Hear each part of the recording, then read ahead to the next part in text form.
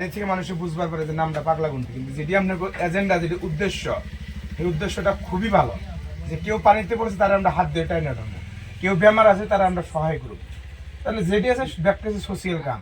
সর্বপ্রথম আমার দাবি একটাই, আমি আশা করি এই পাগলা গুন্টির আমার একজন সদস্য বানাইবেন। এটা আমার সর্বপ্রথম দাবি। আশা করছি পাগলা গুন্টিতে আপনাকে সুখ দুঃখের সমমুখী হওয়ার জন্য ভোট আজকে আছে কালকে যাবো গা, তাতে পাগলা গুন্টিতে আমার প্রথম একটা সদস্য পদে রাখতেছেন দিন।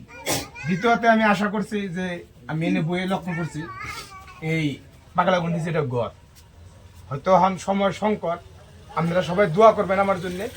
হয়তো আপনাকে দোয়া যদি আমি জয়ী হইবার পারি, আমার পকেটের পয়সা দিলে পাগলা গুন্টি ঘরের জন্য আমি একটা ব্যবস্থা করবো। মাশাআল্লাহ মাশাআল্লাহ।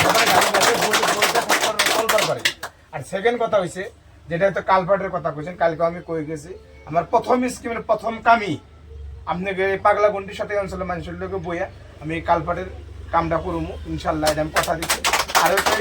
আর দুটা রাস্তার কথা কইছে, আমি যথাযথ পারি যতদূর পারি, হয়তো এটা স্কিমের উপরে কিছু কথা থাকবো, আসলে তো এগুলা রাস্তাঘাটের কিছুমান কথা থাকে লোকাল বিধায়কের উপরে, আসলে রাস্তাঘাট ডেভেলপমেন্টের কামটা থাকে লোকাল বিধায়কের উপরে। আমাকে কাছে যতদূর ক্ষমতা থাকে আমি হাত ধরে ইনশাল্লাহ করবো। তারপর একটা আবেদন দিছুন হয়তো এই ঈদে হাক কাটার কথা, এনেও আমি কিভাবে একটা ভাবছি যে কিভাবে একটা করে থয়ে যাবো।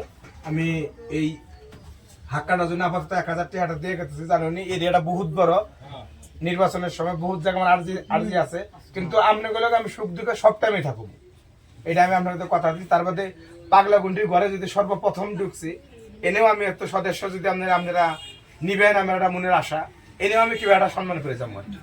এইটুকু কথা রেখে আপনাদের সবার কাছে আমার করজোরে একটাই অনুরোধ, আলোচনা করে যাতে আপনার অঞ্চলের ছেলে, আমি আপনাদের ছোট ভাই, হয়তো এই জায়গায় আমার আরেকজন মুরব্বী আছে শর্মা সাহ, বহুত বছর আমি চলছি, প্লান থাকলেও বহুত বছর একসাথে বিজ্ঞ ব্যক্তি জায়গা আসুন।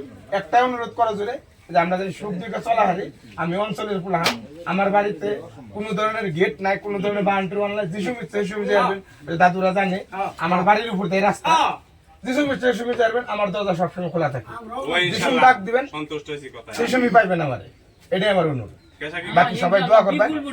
কথা কয়ে আমার ভুল ত্রুটি, সেই ভুলের ক্ষমা মার্জনা চাই, আমার এই শেষ করতে।